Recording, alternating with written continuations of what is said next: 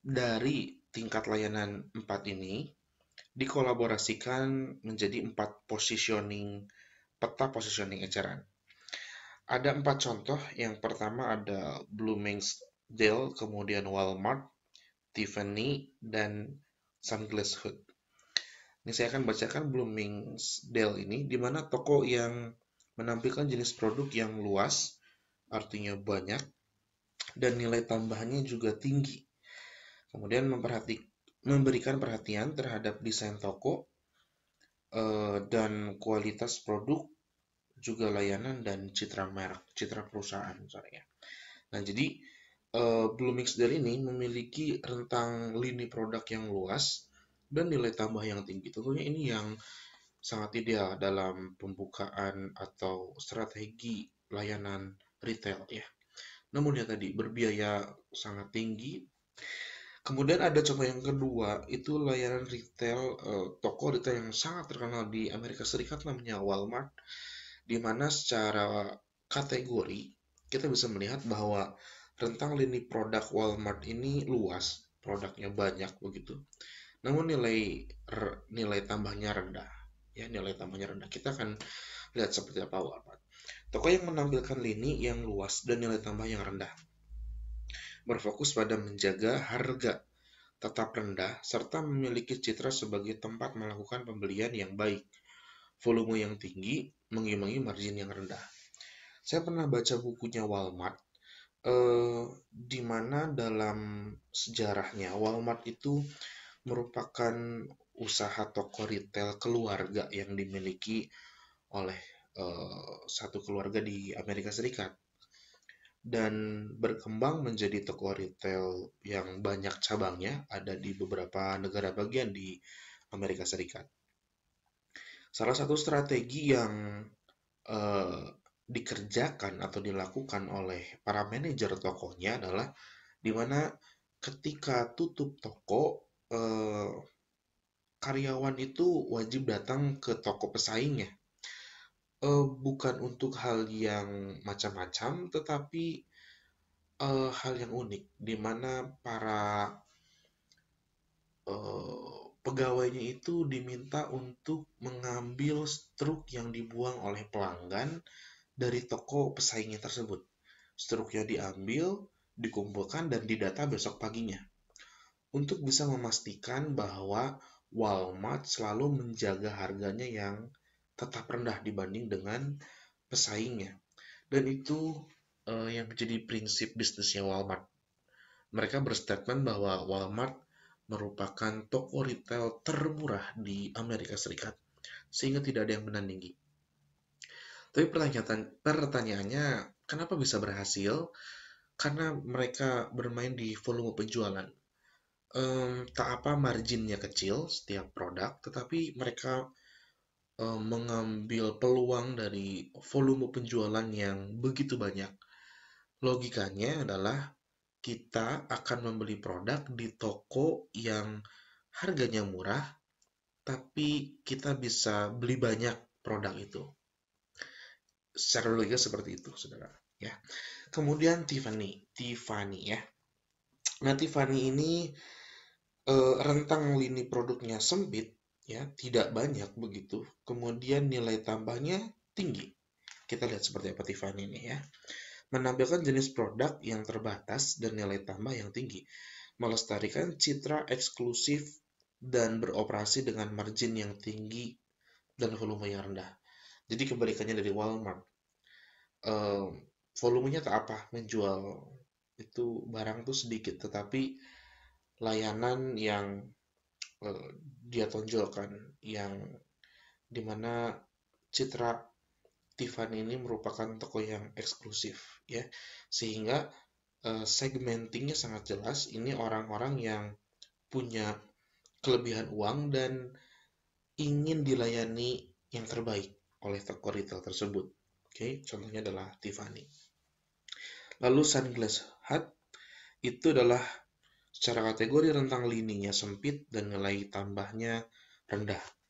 Toko yang menampilkan lini yang sempit dan nilai tambah yang rendah sehingga biaya dan harga tetap rendah dengan cara mensentralisasi pembelian pembelian barang, iklan, dan distribusi. Seperti itu untuk yang Sunclass Hood.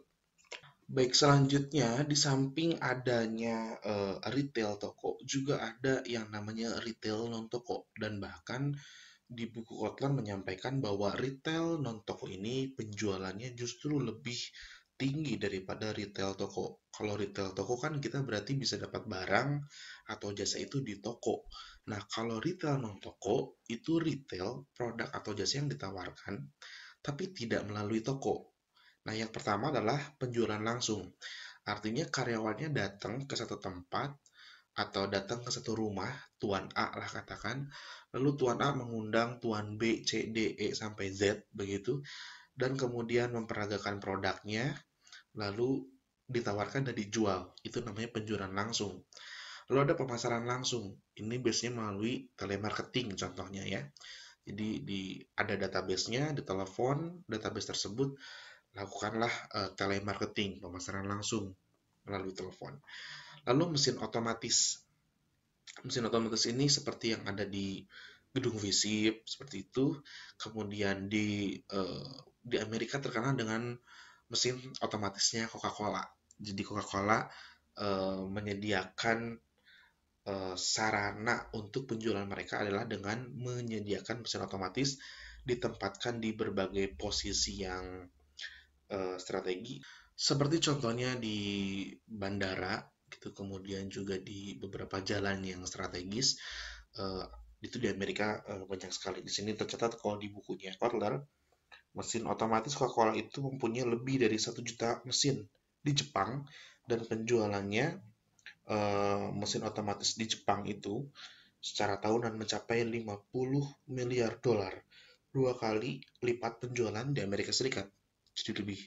Dan terakhir adalah layanan pembelian, adalah pengecer tanpa toko. Jadi orang akan membeli dalam jumlah banyak, kemudian ditelepon penjualnya ya, bukan tokonya, tapi kenalan perorangan, kemudian beli dalam jumlah banyak, dan imbalannya adalah tentu harga yang bisa lebih murah dibanding penjualan langsung, pemasaran langsung, dan tentunya mesin otomatis. Baik, berikutnya adalah jenis organisasi eceran korporat utama. Ini jenis-jenisnya ada seperti ini, mulai dari toko rantai korporat sampai konglomerat pedagang. Oke, saya jelaskan sedikit soal sistem franchise. Nah, franchise itu merupakan kelompok perusahaan yang terkait erat yang mempunyai operasi sistematis yang terencana, terarah, dan terkendali yang dilakukan oleh perusahaan pewaralaba. Jadi kalau kalian bisnisnya udah besar, kalian bisa menggunakan sistem franchise. Atau sebaliknya, Anda menjadi mahasiswa tapi ingin bisnis, tapi nggak mau ngelola, pengen dikelolain bisnisnya. Anda berarti harus beli sistem franchise. Nah, ketika Anda sebagai pembeli sistem franchise, disebutnya yang nomor 2, terwaralaba.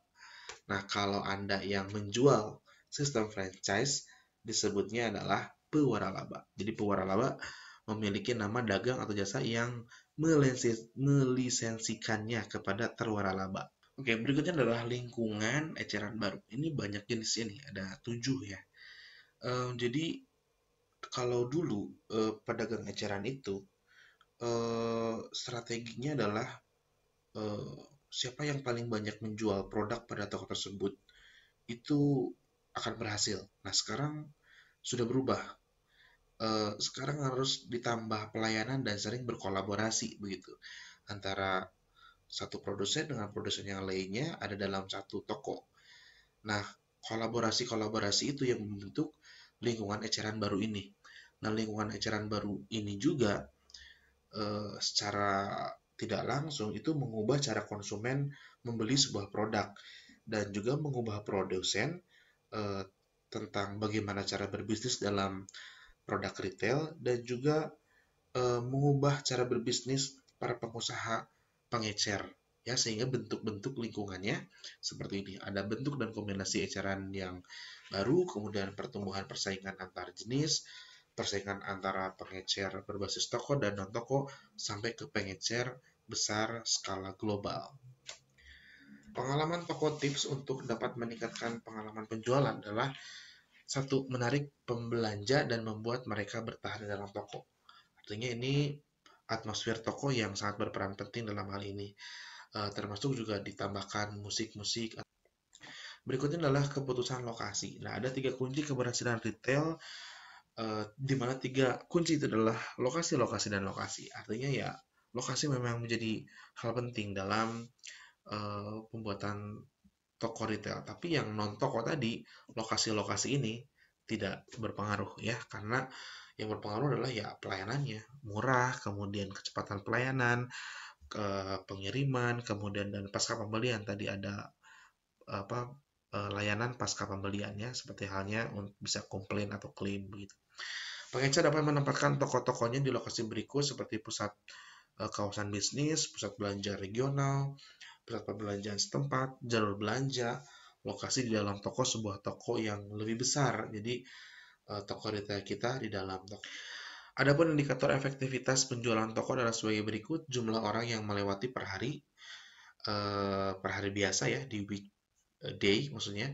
Kemudian persentase orang yang masuk ke toko, nah ini pertimbangkan. Kemudian persentase orang yang membeli dan jumlah rata-rata per penjualan. Ya. Kemudian ada private label. Nah, private label ini adalah produk yang Anda tidak produksi sendiri. Anda bisa jadi membelinya dalam jumlah banyak, lalu Anda kemas sendiri dan Anda label atau beri merek Anda sendiri. Seperti halnya Alfamart, Indomart juga banyak private label yang dia punya. Seperti ada minyak, kemudian juga ada mie instan, kemudian juga ada kecap, kemudian ada bumbu masak dan lain-lain.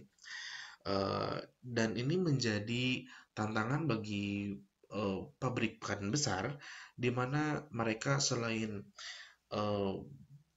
banyak pesaing dengan merek yang berbeda, juga ada private label ini.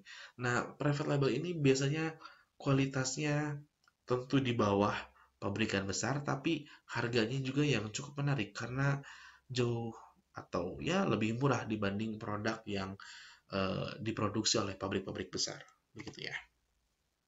Nah, pedagang grosir ini atau disebutnya wholesaling mencakup semua kegiatan dalam penjualan barang atau jasa kepada mereka yang membeli atau menjual kembali untuk keperluan bisnis. Kemudian, nah ini jenis-jenis grosir, ada pedagang grosir, kemudian ada yang layanan penuh, layanan terbatas, pialang atau agen, sampai ke grosir khusus.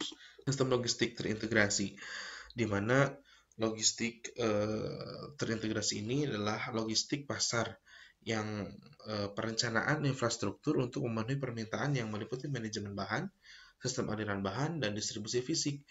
Nah, artinya ini lebih ke supply chain management ya.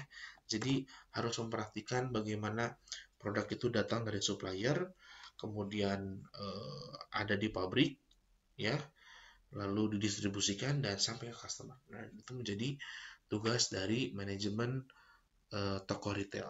Nah, materi untuk hari ini cukup sekian. Kita akan selanjutnya bahas di sesi interaktif di Classroom atau di Zoom atau juga bisa di WhatsApp. Terima kasih.